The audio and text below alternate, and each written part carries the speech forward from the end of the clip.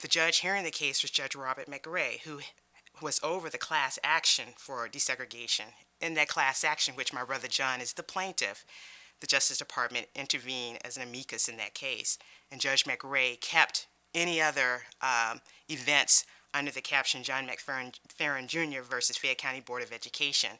So he had a long history of the events with the county because any matter rising with the school board would be heard by him. I just remember Judge McRae was very sympathetic toward little John.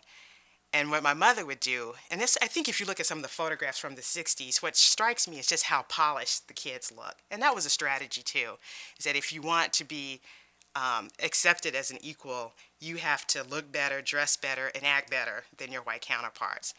And my mother embraced that. And whenever we went to school, whenever we went out to church, we were scrubbed down and dressed up.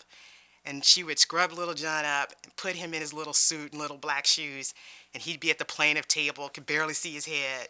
And so finally the judge said to my mother, she said, "Miss McFerren," she said, "I know you have little John here for show." She said, "But I know what's going on. Let him go home." And so Judge McRae was very angry at the school board and held that the school board had discriminated against John, and this had not been fairly resolved, and ordered relief to try to make little John whole as a result of this incident.